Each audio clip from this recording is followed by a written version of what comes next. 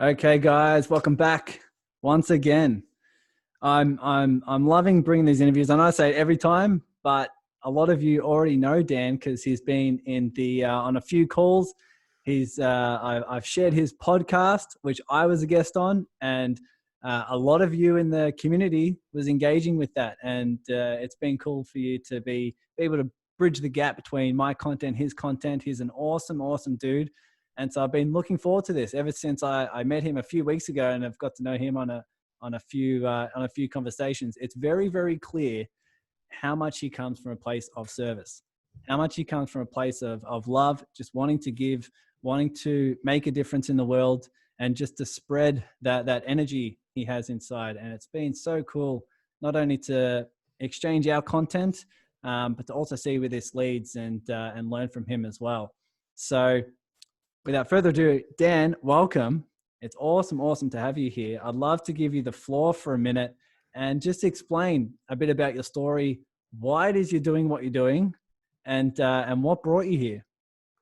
Well, it's incredible to be here, Tyson. I'm glad that we got to meet a few weeks ago. I've been able to learn a lot and connect with you and the community that you're creating, and it's been a lot of fun. So I'm looking forward to sharing tonight. And hello to everyone. When I think of my story and what I'm all about, I still get emotional every time, even just thinking about where everything that I'm doing now and all the people that I'm working with now come from. For me, it all started when I was young, and it took me a long time to realize that, but it started really, I have memories clear back to 6 months, but the bulk of it started when I was 2 years old, and I was hidden from my father from the ages of 2 to 8. So for 6 years, I was hidden from him. And after that, my mom had taken me, and she had really ended up with us in a different abusive situation. We came back out of that and came back to town. I was reunited with my dad, although we lived separately. And my mom and we grew up in a lot of poverty at that time. I remember crazy things. I remember that we had half a hot dog in the house, and she would offer it to me, and I would eat, and I went to her and I said, "Hey, can I have some more?" And she's like, "No, you have enough." And of course, being the kid who didn't understand, I'm like, "Oh, cool." And I went off and played, and I'm sure now I look back, it had to be just soul crushing for her. I learned later that she, at that time, was literally selling herself so that we had a place to stay. And then when she got remarried, we moved again, and we were still in town, but we moved. And I was exposed to a lot of things in my new family: violence, drugs, murder, prostitution, all sorts of things there. And I got to a spot where, even though most people around me didn't know it, that I just felt hopeless and unprepared and overlooked and just unequipped for life. And at the age of 16, I survived my first suicide attempt. And I'm thankful that I did. I'm incredibly grateful that there's always light through the darkness. It was the first moment that I began to feel a little bit of hope. And I felt it because I started to connect that your environment, the people that you know, the places that you're in and around, that those things, of course, have influence, but that it's our choices that truly create change. And I decided at that moment I was getting out of there. And I left. I was one of these kids. I went off to college, and I I wasn't really planning on going back. I visited a couple times. That was cool.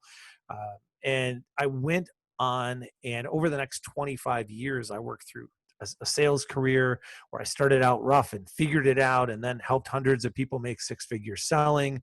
And then I wanted to do more, so I moved into more traditional leadership, district manager, regional manager roles, finally ending up managing hundreds of millions of dollars of business, thousands of people, but never feeling fulfilled in my life. I spent the last 10 years of that gaining a deep knowledge of where I was, because I'd always felt since I was a kid that I was meant to do something that mattered in the world, that I was meant to help a lot of people. And I never really knew what it was. So as I kept going up levels and levels in my career, I was like, maybe this will be the right amount of people. Maybe this will be the right amount of people. But I never found my way, and I felt out of place. Finally, after leading the last group in the organization that I did, my bosses flew in and they offered me my third promotion in 5 years. And I sat back and I looked at them and I said, what would it look like if I declined? And I resigned, and I walked out the door to go to zero. And it was hard, but it wasn't. It was hard in the sense that it was scary, that I was jumping off a cliff. I'd made hundreds of thousands a year, and to go to zero with no other income in the house was hard. But it wasn't in the sense that I knew that I either had to do it or admit that I wasn't going to do it. And I have 0% not going to do it in me. So in that sense, it was easy. I've faced many hard decisions in my life, but I've never backed away from doing what was right. So I stepped forward and did it. And I formed our company, Leaders Must Lead. And I started out not really knowing who my audience was, not really knowing what I would do other than that I could coach. And I had a lot of skills that I'd learned and I could help people. And I gained some amazing clients and I started working with them, and that was transformative. I learned that I was a refiner, not a creator. The process of creating a company was pretty challenging for me. It took me a long time. I finally, at the end of that year, learned who my audience was, that it was the people who felt like I did. It was the people who felt overlooked and underprepared and underserved in life. And those groups were primarily people like women entrepreneurs, creatives, and people in the LGBTQ community, people who are historically told, hey, look, your dreams aren't real. Go do something that's real. Go do something that matters. When in reality, the dreams of their heart matter and they can do incredible things in the world. I started serving them. And then a couple of years later, a year and a half later, I was introduced to some incredible people, and we formed a group called Freedom Summit Global. I traveled around the world throughout Southeast Asia and spoke, and I'd been speaking more and more. And when we did, three really cool things happened that bring us much closer to today and toward the end of this story. The first of those is that I became very clear on the power of relationships and just how much I'd always known that. I'd always maintained relationships throughout all my life, but I connected with so many incredible people all over the world that I just invested a lot in that. The second is I became blazingly clear on my mission in the world and what I was meant to do. I believe that success is fulfilling the mission you're meant for every day. And I became super clear on what that was. My North Star, my mission is to significantly and positively impact the lives of 1 million creatives and entrepreneurs, equipping them with the foundations of success that they need to achieve their dreams so that they will then be in a position to inspire true generational change over the next 10 and 20 years that will reduce the largest problems of society, such as human trafficking and poverty and hunger. And as I did that, that clarity helped me to move forward. The third thing that I gained on that trip was the true understanding that dreams are real. I was sharing a topic and I knew this was true, but it meant something more to me. My topic was dreams are real, overcoming our own objections to create the life we want. And I would go into a talk and I would share that. And one of the things that I would share is I would hold up a little stuffed animal called a feisty pet. And the feisty pet, it looks really adorable. And it looks super cute. And I would say, this is the voice in your head. And the voice in your head tells you that everything's okay, but these other people could be a little bit better than you. And it makes sense, right? You hear it, you think that's probably true. The reality is, and then I squeeze the feisty pet and the head looks scary as can possibly be. And the reality is that voice is a liar. That voice is a jerk, to say the least. And if you name that voice in your head something other than yourself, now, in my case, I name it Harold. So I can say, shut up, Harold, and I'm now not yelling at me. It completely changes the psychology and the outcome. Well, on the day 2 of the event, I had dozens of people come in and say, hey, that transformed my life. And many of them had went and bought stuffed animals and things like that. And I realized that we all need to unlock the power of our dreams. So when I came back, I knew that even though I'd been asked to for years and hadn't started a podcast, that I needed to. I had 2 requirements. One was that it had to be able to mean something. It had to be able to be signal instead of noise. And the other is that it had to serve and meet a need that wasn't being met in that world. And I knew that if we showed that no matter where you are, we've had people from 17 countries, no matter who you are, we've had people of all different types and all different ethnicities, all different everything, orientations, and all that you want, no matter what your background. We've had deep and hard backgrounds and really high level ones. That your dreams are real and they matter and you should pursue them and you can absolutely achieve them. And so that is how we met a lot of incredible people. And the end of the story is the one other thing that I really focus on in the world, which is that by doing the podcast, in addition to meeting incredible people like you, Tyson, I also had 30 of our first guests share their brushes with suicide and share their real struggles with mental health. And I've struggled with anxiety and depression for my life. I've attempted suicide twice. I've lost over 100 people that I know to suicide.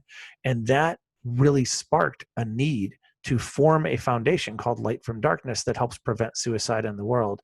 And all of those things give you a picture of all of what I do now. But my ultimate purpose is really to inspire, to equip people to inspire that generational change that we truly need. And if you love those stories, Dan's podcast is Dreams Are Real, the Dreams Are Real podcast. And there's just such incredible guests on there that he just loves sharing their light, spreading their story. And it's always worth checking out. It's always a good investment of your time. One thing you said, Dan, I wanted to touch on is you said you get emotional when you still think about your story. What is it about your story? What is it specifically that gets you emotional even now? Because it's real, because I'm in it, because I'm still living it, because when I share it, I go back to those moments. And I sincerely hope, and I also believe that'll never change. I see so many people that share stories that they aren't connected with, maybe that they haven't really fully processed or gotten to. And for me, it took a lot of work to get to that spot where I could truly connect with it, and that I can. And when I talk about my mom, it's huge. When I talk about everything that she did for me, and that I'm able to stand here. I mean, she passed when I was 25, and that was super hard.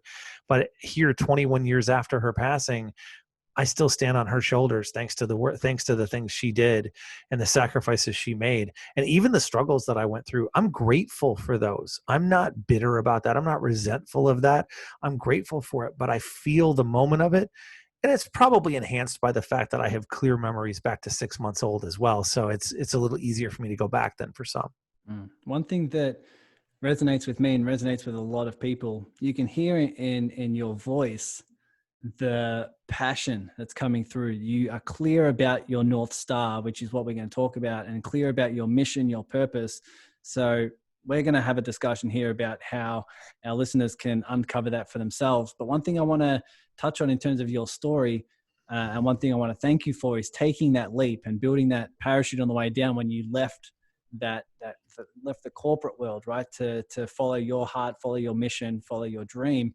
One thing I want to thank you for that, because so many people are stuck in that realm. They're stuck in that realm of, I know this is what I'm meant to do, but I can't do it because of X, Y, and Z. Right? I can't do it because it's not the right timing. I don't have the money. I don't have the resources. I don't have the connections yet. And these doubts are flowing through them, even though they know that's what their heart is leading them towards. I want to tap into that. What was it specifically that made you leave that and going from a 6-figure salary to literally zero? And I remember you saying with not a lot of savings. And so Right. What was it about that decision that made you take that leap to start building that parachute on the way down? There are a few things. One is that lack of fulfillment that I felt before, that unease, that unsettled piece, knowing that I wasn't in the right spot. Another was that I everywhere that I went, I never quite fit. I did incredibly well. I made relationships. I made friends that I'm still close with to this day, a couple of whom are engaged with my team right now. But I knew that having to abide by others' decisions of what was morally and ethically right, that didn't fit. So that was a miss. And this course of events that led to me starting the company is interesting because it comes from somewhere that you wouldn't expect. One night we were at karate. My son and I, we've taken Taekwondo for a number of years. We do Brazilian Jiu-Jitsu, and we were at our karate school. And this what I'm about to say is proof of something that I think is really important for everyone that's listening to connect with. You never know what small moment will change someone's life. You truly never know that. And I'm going to give you an example that, if you weren't thinking about it, would blow you away. And this is one of the 8 inflection points of my life.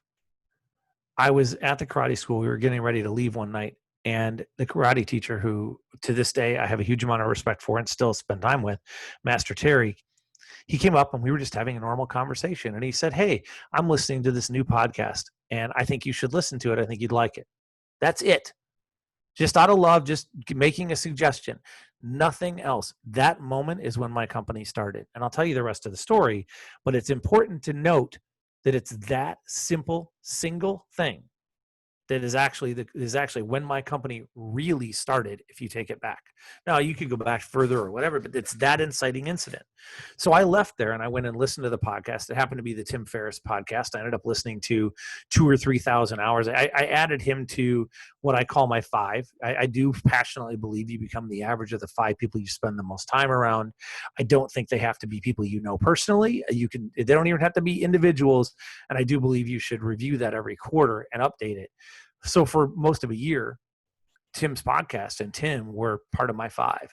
And I started listening and I discovered something. I discovered that one of the reasons I'd felt so empty at work when I went to teach people is that I had lost track of the need to feed in. I was giving and giving and giving. And I got to a spot where I was despondent because I reached and there was just nothing there. The chamber was empty. And I hadn't noticed that I'd lost track of it. I'd lost my discipline. Had gone away. I'd been very successful. All this other stuff had happened. And it started feeding in. And when it started feeding in, it changed me. It energized me again. And then it started getting me, wait a minute, now I need to do something. I've got to do something that matters. I've got to do what I'm meant to do. And it got me to start thinking. Now, I was ready to just jump off that cliff like 6 months early, and it's good that I didn't. I had a couple of my coaches say, "Whoa, good mission. Maybe take a breath and figure out what it is that you're going to do." And I did. I made some plans. I learned some of the things I needed to, and I set a few things up. And I didn't, but I think it's important what you said too. I didn't get all the dots in a row. I didn't get everything lined up. I didn't have a bunch of savings. It was a scary move. I think if you try to get everything lined up, it's like saying I'm not going to have a baby until I can afford it, which is, you would never have babies, man. Because I can tell you from having had one, and well, my wife did, but we have having a 16 almost 17-year-old son, that you're never going to afford it if you just wait. And it's a little bit like that. If you just wait until the perfect time, you're never going to find it. You got to be willing to step out and take the leap. And after having fed in and then walked through and then made a plan, I came to the precipice. Some things changed in the company, and I literally could have accepted a job for $300,000 a year doing that as a happy promotion and been on the VP track to literally being one of the top few people in a $1 billion company. And I just looked at it and said, that is not what I'm meant to do. And I think in our life, we're faced with a number of these choices. And most of the time, it's the easy choice or the right choice. And in my life, every time I've faced one of those, it's one of the things that I am pleased with myself about. I have plenty that I'm not. But one of the things that I'm pleased with myself about is that when I'm faced with those choices, I'll look at it and I hold it up against my principle of doing the right thing the right way all the time, and of doing the thing that leans towards serving people, and simply of making the hard choice if I know that even if it's inconvenient. And that, I think that last part is the most important thing, is that you have to do what's right even if it's inconvenient, and that will always lead you to reward. And it seems like what was right for you, it seems like you were always serving. But the way in which you shifted how you serve started to fill you up as well. So the way in which you were serving was probably in your expansion at one point, but now we're starting to drift away from your calling, away from your path. And so you were still giving, but like you said, you didn't have that fuel tank within you that had that capacity. And so it seemed like you shifted the way in which you were giving to the world, but in a way that was more fulfilling and more on your path, and part of your dharma, and something that was more towards your North Star. Is that the way you describe it? I would say, if you think about it like the little kids' puzzles, the one I'm talking about, the ones that are made out of cardboard that have like 10 or 12 pieces of different shapes, right? And I would say that I spent my life as the piece trying to figure out which hole I fit in. And I kept finding things that were a little closer to that hole and a little closer to that hole, but weren't quite it. And every time I was at a place for a certain, or in a position for a certain amount of time, I got to a spot where I knew that it wasn't it and that it was uncomfortable. And when it got uncomfortable, I've never been the person that would just stay somewhere because it was easy. But I also wanted to know, like, what was it? Where should I be? And when it finally became clear, it was like a light went on and I said, all right, as I said earlier, I either have to admit, I was in my mid 40s. I said, I have to either admit that I'm going to do it, or I have to either do it rather, or admit that I'm not going to. And I have a deep belief that I'm not going to admit that I'm not going to do it. Like there's just nothing in me that will step up. I can say I'll do it later. Now I try not to even do that. I try to say I will just do it. But at that point, I might have been able to say, and I had for years, oh, I'll do it. I'll figure it out what it is. I'll get there later. And I came to that wall where I said, there's no later. I either got to do it or I have to stand up and hold up my flag and say, I will not be doing it. And I couldn't. I needed, and the reason was I knew there were people that I was meant to help. I knew that there were people who needed the support that I was uniquely qualified to provide, even if I didn't fully understand what that was at that point in time. And I knew that I was doing them a disservice if I didn't follow my dream. And that's a message I would share with your audience, is that if you don't follow your dream, you are doing others a disservice.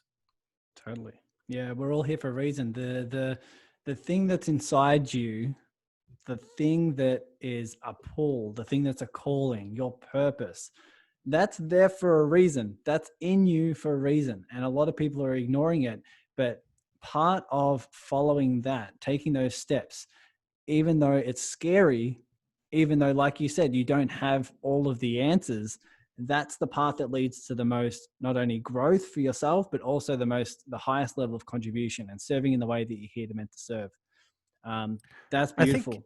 I think you also, when you look back, you realize that all of the other spots led you to here. I think that you realize that, like I say, I'm grateful for the struggles that I went through. And people ask me somewhat frequently, Dan, what would you change going back? And I say, as hard and as painful as some of that was, I wouldn't change any of it, because if I did, I'd have to say that I'm not meant to serve the people that I'm serving. Yeah. And I can't say that. I would go through all of that pain 5 times if it meant that I could help another few people. And that opportunity to impact people's lives, to impact people's future, to help them achieve their dreams means more to me than anything else that I could personally have gone through. And our stories make us who we are. They're the one unique thing that we truly have. Now, everyone who's listening is probably thinking, okay, Dan's got it figured out. He's got this, he's got this North Star. He's got this place that he's on a mission. He's on his purpose. He's creating this world. He's giving back. He's got this incredible team. And I know that everyone listening is probably relating it to their story as well, but it's cool to hear you explain this and explain where you're at right now, and to say, look, I'm doing some things in this journey that I'm still not clear about, but what you have gotten very clear on is your priorities of serving, your priorities of the difference you want to make, and what's a calling for you. So what are some steps, or what are some things to consider for someone listening right now who's in that spot where they're like, I know I'm meant for more, but I don't know what that is? Well, first I have to say that anybody who's listening thinking that I have it all figured out, if you didn't hear my laughter before, I do not. I am at a point in the journey with a long, long way to go, and I learn every single day. It's one of the things I'm overjoyed about the many people that are incredible that I'm connected to, and my coaches and all of that. I believe, and this is a core belief of mine, that we either get better or worse every day. And if we think we're sitting still, we're getting worse. And one commitment I have made is that I will never have a day again in my life when I go backward. And I follow a couple of practices that support that. But there are things that I figured out, almost all of them the hard way. And that's a lesson, right? Is that I've learned them the hard way, and hopefully I can help others learn those the easy way, so they learn their own other lessons the hard way. So in thinking about going forward, I think that's probably a really good bridge into talking about the North Star. Is that when you're thinking, I need to move, I need to do something. One of the things that I find, and this North Star conversation is generally the first conversation I have with any potential client. It just seems to come up that way. I don't even bring it up. It just evolves into that, because I'll ask them, well, where are you going? What are you trying to accomplish in the world? And they'll answer.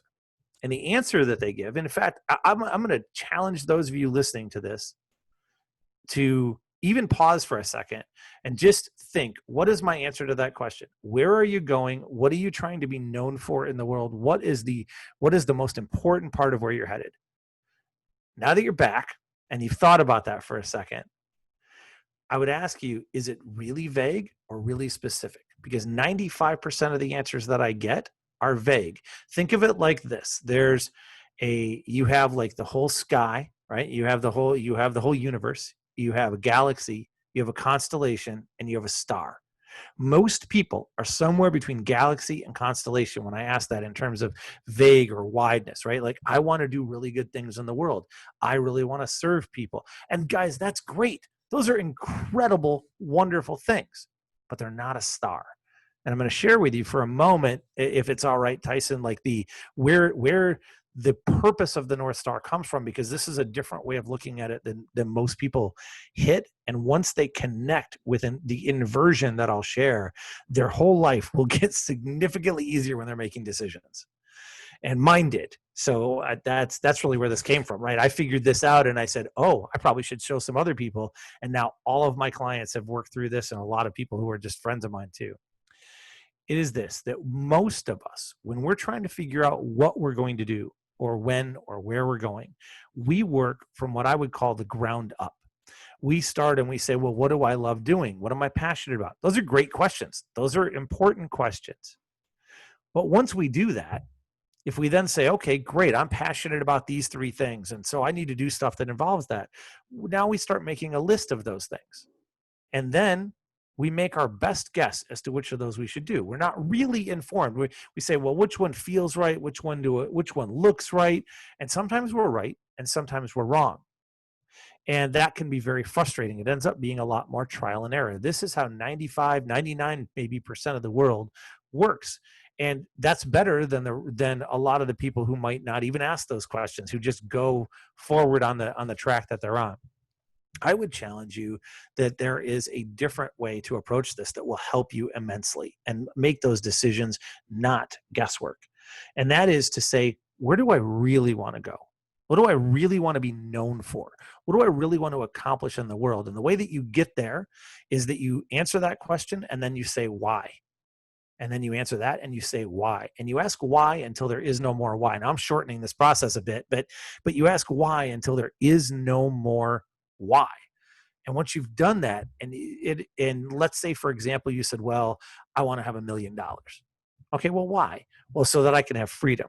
Okay, well, why? What is that freedom going to allow you to do? Well, I want the freedom to do this. Well, why? Oh, so that I can do this thing. And you just keep asking until you get to the end of that. I tell everybody when I'm going through that meeting with them, that first meeting, I say, look, I'm probably going to frustrate you by the end of this call, or by the end of this meeting, and that's okay. And then it's probably going to take you another month to process it and get to the spot where you're there. It's not generally going to be a single session answer. We'll get closer. We'll get it down to a couple stars, but we're not going to get to a star today. And it takes a little bit of time. Once you pin down that star, it's like being able to leave from vacation and say, I want to go to Denver, Colorado, or I want to go to Melbourne, Australia. I want to go wherever it is. And now you can look and say, now all you have to do is look and say, well, what's the best route that's there and what do I do on the way? Rather than saying, well, where do I want to go on vacation? I don't know, some beach. And you just start driving and hope you find a beach and hope it's the right one and it feels right. Once you've done that, it unlocks something that's very powerful. It unlocks the ability to work backward. And when I work backward, everything that I encounter in the world, I can now ask 2 questions and I will have the answer. Question number 1, these are very simple. Question number 1 is whatever I encountered, whatever shiny object that I just encountered that I could possibly do. Ooh, the squirrel that ran over there. Do I want to chase it? I asked, does doing this move me closer to my North Star or further away? See, I told you it was simple, right? It's like, that's a pretty easy answer. The hard part of question one is, if it moves you further away, it goes away no matter what it is. No matter what it is, whether you like it, whether you don't like it, irrelevant. If it moves you further away, that means it's taking you away from the thing you said is single most important in your life that you want to be known for, then it goes away. If it moves you closer, then you go to question two. That's the easy answer, right? Question two is there anything else that I could do that moves me further, faster, or that makes a greater impact toward my North Star? If there is not, then you do this thing. That's the easy answer. If there is, then you do something very important. You take this item and you don't get rid of it, but right now it's bugging you. It's in your head because it's shiny and you just got it. You move it over to your prioritized list. I encourage you to keep a prioritized list of all the things that do move you towards it. And you start at the top and you say, does it move me further, faster than this? Does it move me further, faster than this? Does it move me further, faster than this? And then you put it on the list in its spot. When you do, your mind will do something really cool. It will let it go. And you will no longer be fighting shiny object syndrome because it's scheduled. It has a place in your life. And then you spend all of your effort pouring your bucket of water that is your resources on one or two fires so that you put them out instead of putting a little teaspoon on 50 different fires. That's powerful.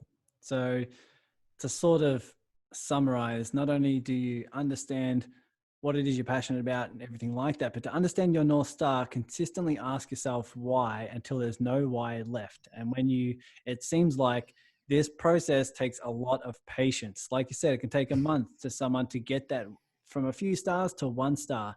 But once you have that 1 star, you can ask yourself those simple questions. Is this thing taking me further away or closer? And then you can start to ask yourself, what can help me move further fast? And you can start to delegate in the list. Where does this fit in terms of priority? Where does this fit in terms of, does this help me get further faster? One thing I have in terms of a question is, how specific do you go for those questions? Do you say in terms of just some business strategies and some decisions to do with that? Or is it, what am I eating today? Am I exercising today? Who do I hang out with? How specific do you go with those simple questions? So 2 principles here that I share. One, and this I think is maybe the more important of the 2. I hear so many people talk about work life and personal life and where does this apply? Let's be real, guys. We have one life. And so everything that we do is part of one life. People who say, oh, I want to have balance. How about we create the life we want so we don't have to worry about that? And because of that, everything has to fit into our one life. So yes, my factor applies to everything in terms of categorically. How deep do I get? Do I pause and ask myself that question at a granular level of, do I want peas or do I want beans? Not necessarily. Do I ask myself that of, is diet the thing that's going to move me furthest the fastest? Yes. So if diet isn't one of my top 3 priorities right now, then it's probably not. It's not that I'm going to go be horrible about it or be intentionally worse about it. It's that I'm saying it wasn't bad enough to make one of my top 3 priorities of getting me to the furthest, the fastest. And so I won't. And when I share this with my clients, I also actually create a ranking system of how you can tell and exactly how you can fill out that prioritized list by evaluating cost versus benefit and assigning rankings to it. So it becomes pretty easy. It's the amount of cost you spend, whatever resource that is, time, money, et cetera, and the amount of benefit you get for that. And we want to do things that have the best return on investment. And if my diet isn't that, then I'm not going to be asking that about every food that I eat. If my diet was that, then I'm going to be asking it about every food that I really am, because I'm going to be saying diet was the strategy I needed. And so I'll have made a diet plan or a healthy eating plan that changed that. Mm. And you can even ask the question on the questions. It's like, is it between peas or beans? You know, stuff. Is this question moving me further, faster? Is this question moving me closer? And then you can it's just, I mean, we're not trying to waste a bunch of time, right? We're just trying to get it to where it makes sense. Yeah, totally. And that it needs to make sense. And no doubt, I'm going to do this. So I do this a lot of time. I've got a big book that I do a lot of journaling in, and I do a lot of these sort of exercises. And I know you recommended to your clients to, redo some things every quarter in terms of the top 5 people you want to hang out with, for example.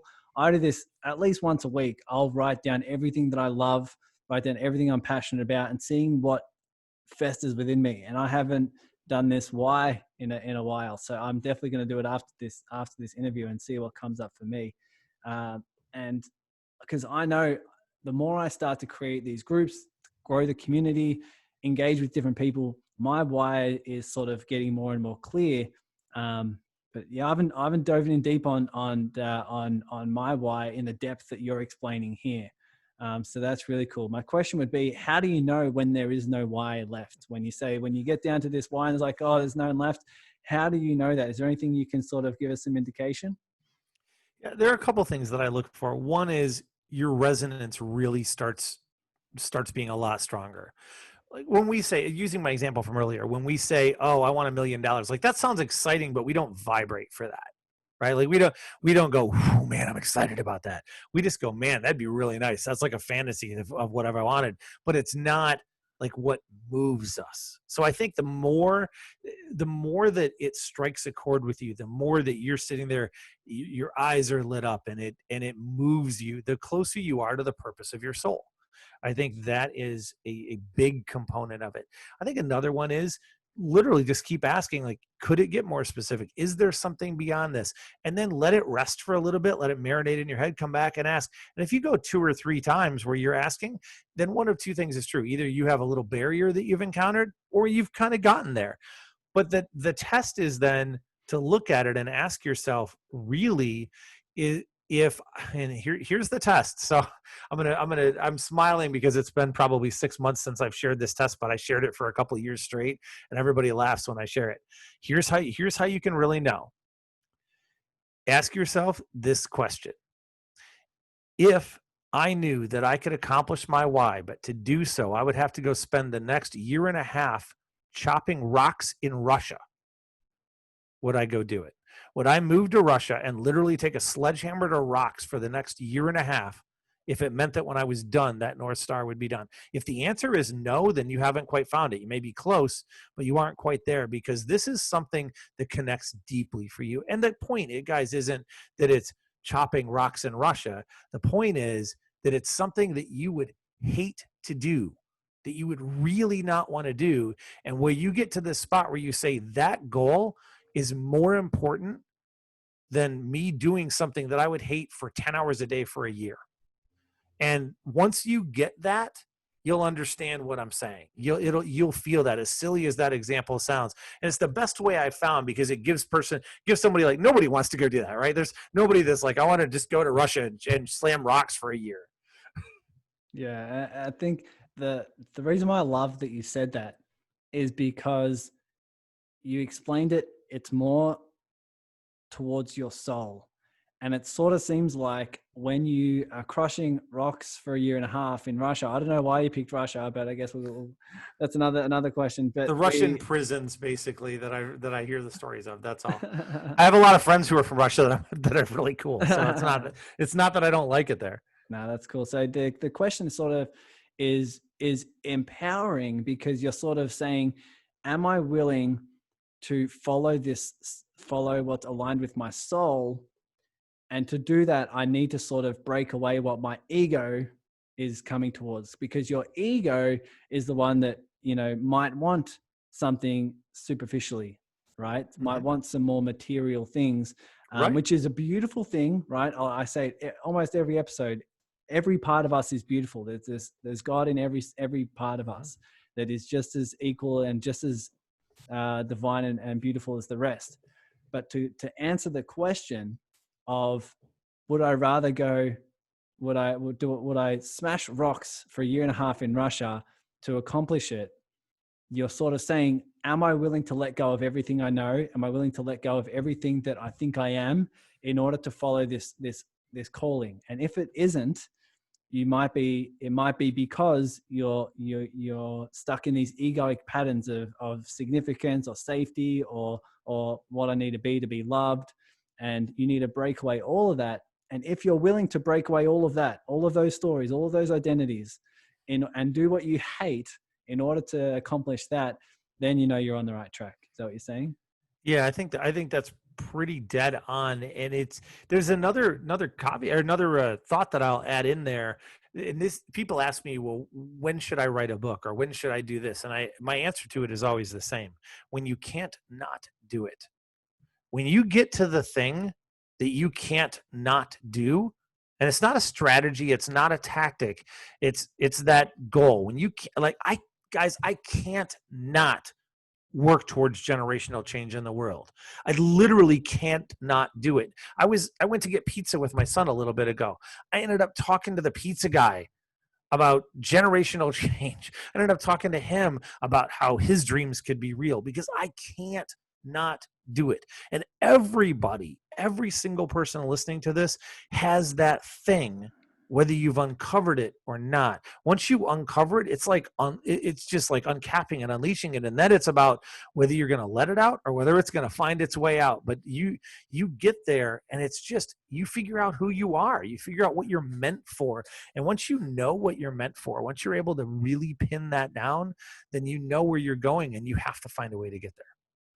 And that's what's really cool about that is you get clear on it when you do this why exercise. Because a lot of people, when you say, they can be in the state of I can't not do it, that do you find that comes out more and more when they do this why exercise? Because I know a lot of people who are living a day-to-day life who are going into a corporate job that they know isn't in their highest alignment anymore, and they're still living that way even though they know deep down that it's not their calling, but yet they're still stuck in those thought patterns of I'll do it later or when the time's right and all these different things. They stay in there for safety and they never leave. Would you say that this is doing this why exercise and finding this North Star helps them create that energy and that leverage that says, I can't not do this? I think it does, and there's a core principle under there, which is that we do things to avoid pain, and we make a change when the pain is greater than what we can deal with. The can't not do it is a version of pain. It's I think it's more positive pain, but it's like I can't not do it because it literally hurts me to not do it. And once that becomes greater than the pain of sitting still, then you're finally ready to overcome the momentum of zero and make the change that you need to in your life. And once we take one tiny step forward, it's amazing the momentum that is created. Overcome that momentum of zero by picking one thing you can do in the next 24 hours that moves you the tiniest bit toward your goal, and you will suddenly find yourself running because you can't help it. So it's that discomfort. And I use the word pain because I think it's a makes for a good analogy. And we do things to try and avoid pain, of course. It's amazing how many people, myself included, by the way, for 25 years, stay in a place that's painful, stay in a place that isn't there, because it's also, there's some benefit there. There's some security. There's some comfort. We're doing what other people think that we should do. The number of people who told me I was insane when I gave up what I gave up, which is a job that many people would dream of, to go to nothing, was crazy. And I had to reconcile the fact that I was doing what I was meant to do, not what they were meant to do. And that their opinions in that, while I accepted the counsel of those that I trusted, that other people's opinions in that were both uninformed and irrelevant. And because of that, I moved forward. And when I moved forward and I recognized that there was a huge pain every day that I sat and didn't do the thing that I was meant to do, I had to do it. And I'll raise one thing for me, and you'll probably resonate with this as well. When I started doing this full time and I, quote unquote, was going to nothing, I felt like it was nothing to the side of me that wanted to be safe, right? But it was everything to the side of me that wanted to follow my soul, wanted to follow my calling. And it might have been similar with you, where a part of you thought you were going to, quote unquote, nothing, but then a side of you, the one that was on your soul's purpose, says, no, this is everything. Is that what you found? Yeah, 100%. It was the fulfillment that I was looking for. But for many of us, we believe fulfillment is fantasy. And when we believe that fulfillment is fantasy, it's hard to take that step into the unknown. And thankfully, some of the work I'd done in my own world at getting comfortable living in the gray and making decisions a little bit differently helped. But I got to tell you, man, I stepped off of that and it was scary, but it was also exhilarating. It's a little bit like skydiving, which is something I'm hoping to do later this year.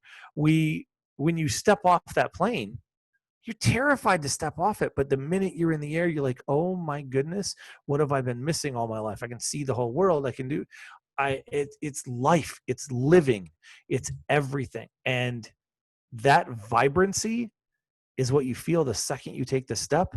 The fear is what you live in before you take the step. And that's a good analogy, because it really resonated with me when someone told me the scariest part of skydiving is when you're still in the plane but overlooking the edge, right? Mm-hmm. And that makes no sense. How is that the scariest part?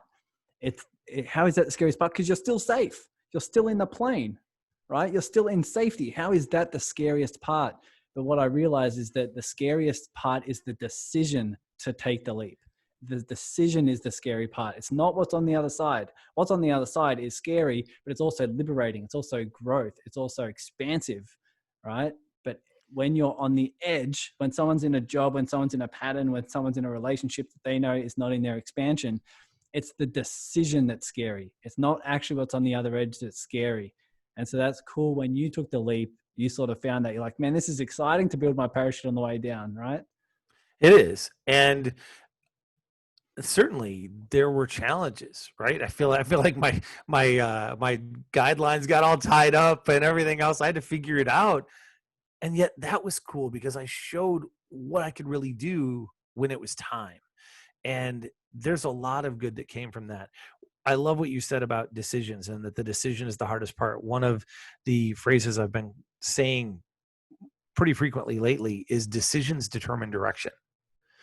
And we can either walk back into the plane of our sadness and our despair and our trap feelings, or we can step out into the vibrancy of our life and see the entire world open up before us. What's been some big decisions? I know once you left to follow your dream, has there been any other big decisions that you've made that have sort of brought up that fear and brought up that uncertainty again, that you had to take the leap in order to do what you're doing now? There are quite a few in my life. I would say maybe 10 or 12. One is one that I've referenced in our conversation here already, the decision to go to Asia. I had a lot of things that we were working on for my company. I'd never been away from my son for 45 days. I had the opportunity to go away for 45 days, and there was a huge opportunity cost. I knew that a month and a half of work was not going to happen. I would do my coaching, but a lot of the other development wasn't going to happen in the company. I knew that I had to go travel in 6 countries that I'd never been to, including Australia. And I was able to look at that, and this will connect to what we just talked about, and put it through that 2-question decision filter. And because I have that decision filter, the answer was no, there's nothing else that'll move me further faster. The decision's a yes. And I made the decision very quickly, even though there was a lot of risk to it. I was spending money I didn't have. I didn't have the 10 grand or 15 grand I was going to spend to go. I didn't have, I knew like 3 people that were going on the trip total. We had put this trip together and spoke in all these countries in 3 months out of nothing.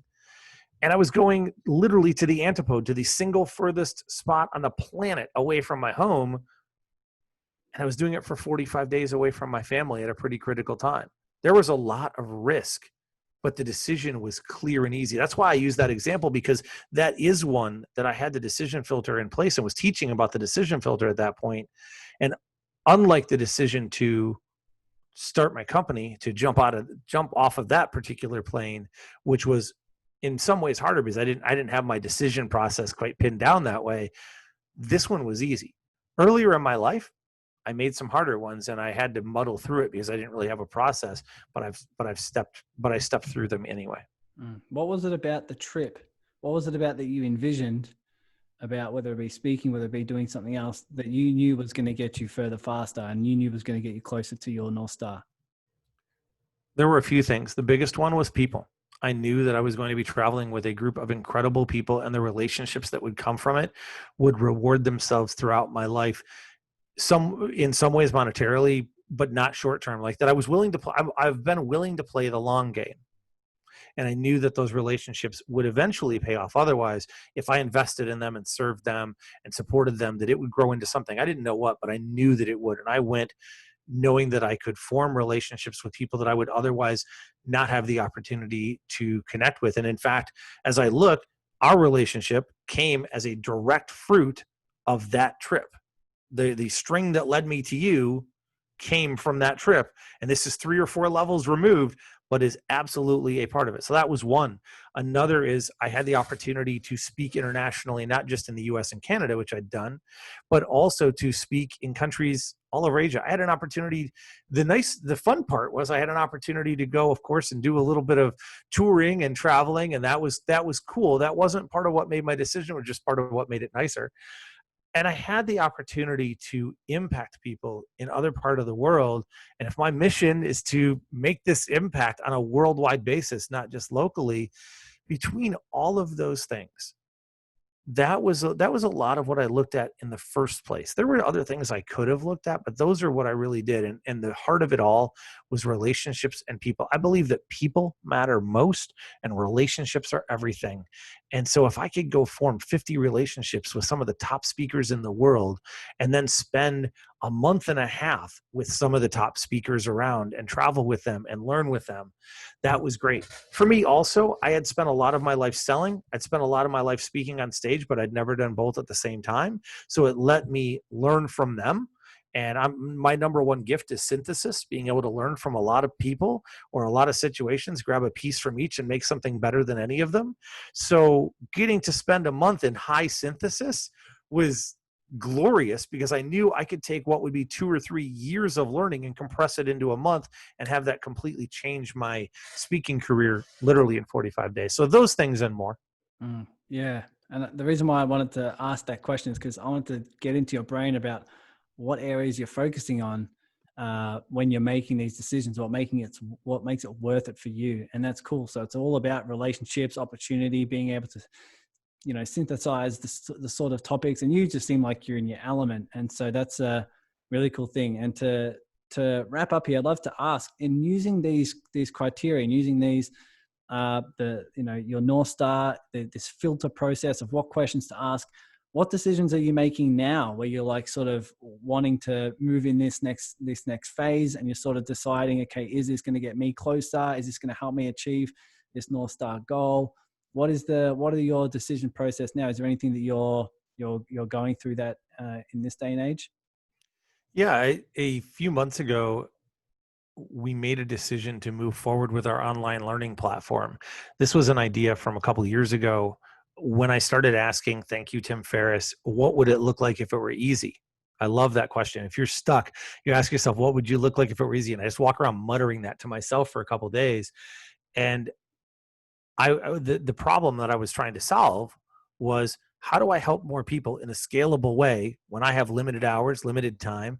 I wanted it to be affordable and accessible and give them the tools and training they needed. And I just kept asking and asking. And it came out that the platform was a real possibility. And we call it Foundations of Success. And we then had to decide, man, do we commit a lot of resources to this? It's not a small endeavor to do what we were trying to do. You can create a platform with a reasonable amount of resources, or you can say, we're going to build something that is going to be the main platform for the next 5 years. And the second is the option we chose. And I had to walk through that process. We had to make those decisions and say, is that what will move us the furthest, the fastest? I did the same thing with the podcast when I came back from Asia. It was a thing that I looked at it and said, I can't not do it. We got to that spot with the platform as well. So we got to both. It worked through the decision process and I can't not do it hit. Though the convergence of those two said, do these things. And it became very clear. Wow.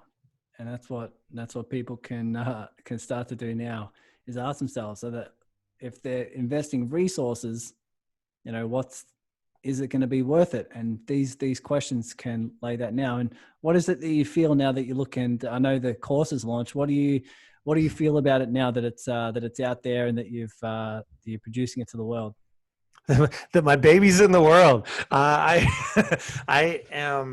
really ecstatic. Honestly, it's just launched this week officially, and we've got all our special promo out there and everything. And I look at it, and I've opened a lot of stores in the past, and this is the best analogy that I can really give.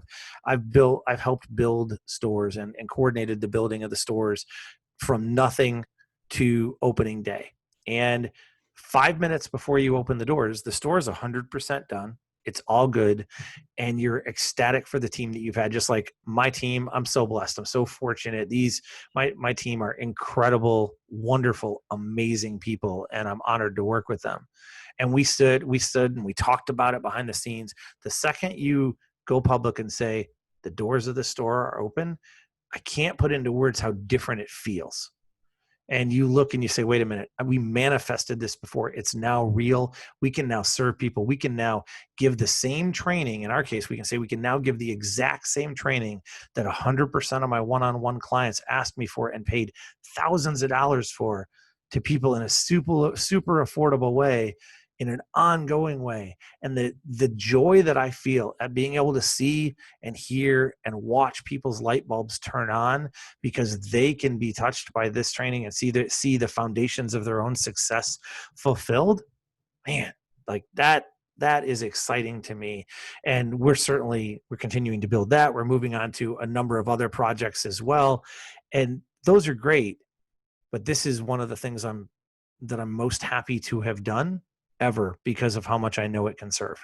Wow. And tell us a bit about it. Tell us a bit about what's in the course. What is Foundations of Success, and what are the outcomes that people are going to be reached through going on that platform?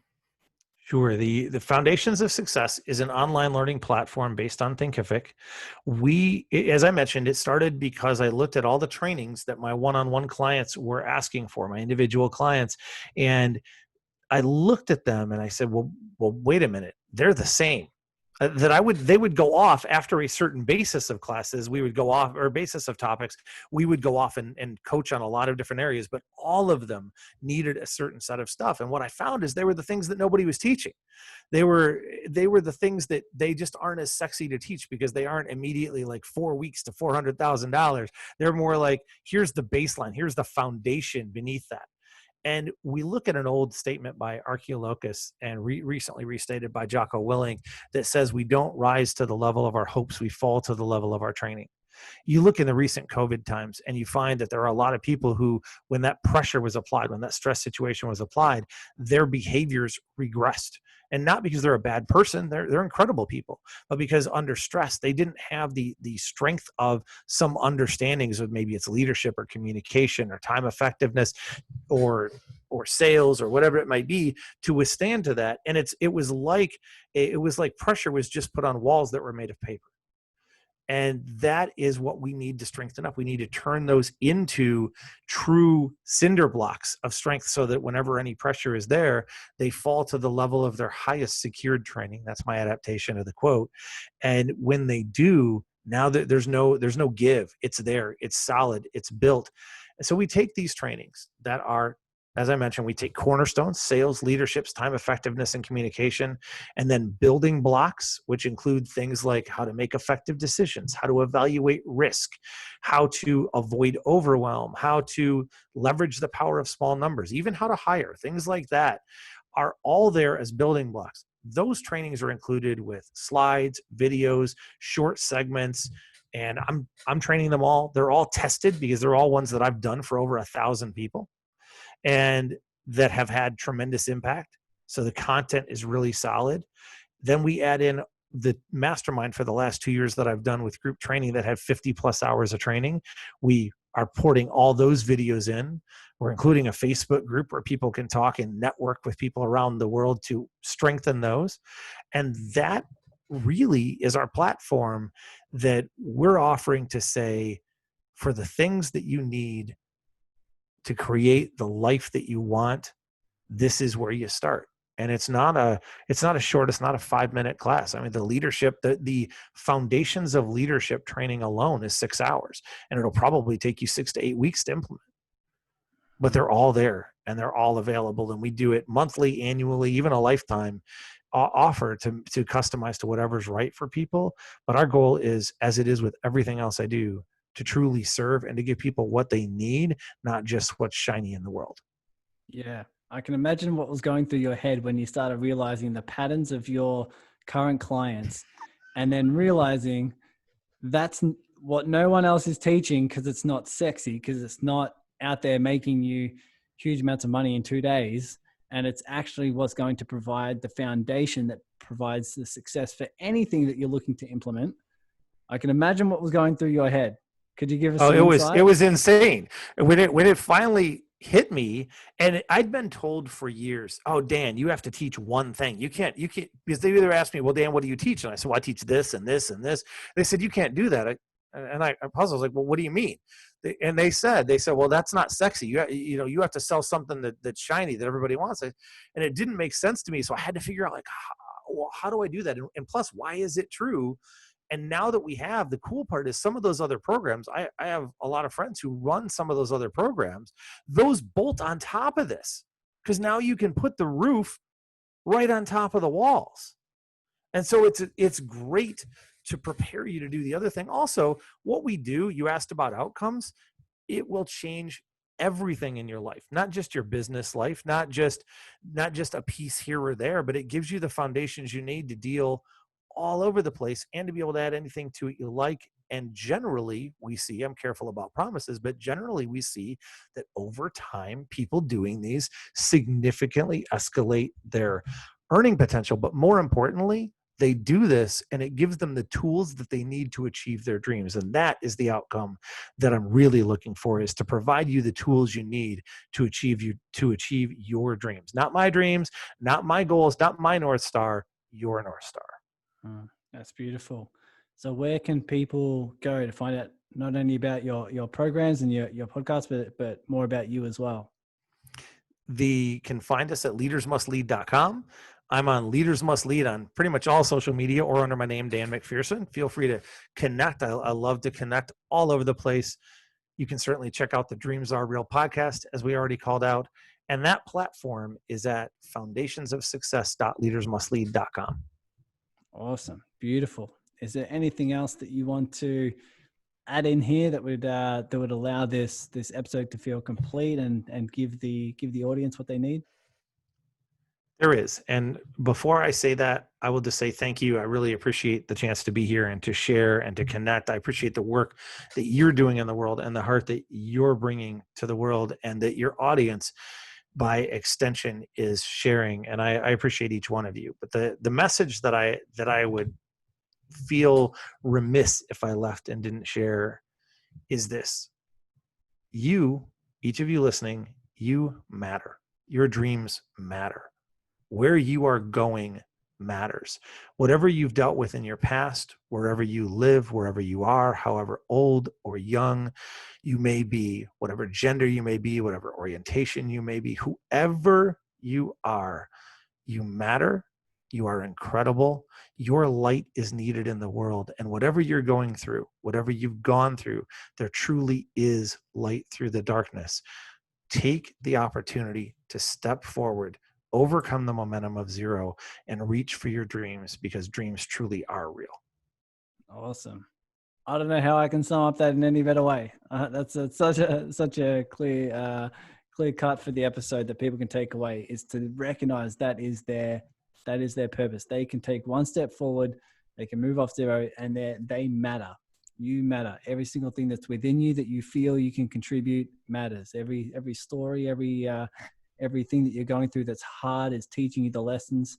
And then I want to just thank you for not only following your heart and taking those leaps and building those parachutes on the way down, but doing it in a way that that is to create the impact in the world at the level that you know you can, and at the level that you know is your purpose and your North Star. So thank you.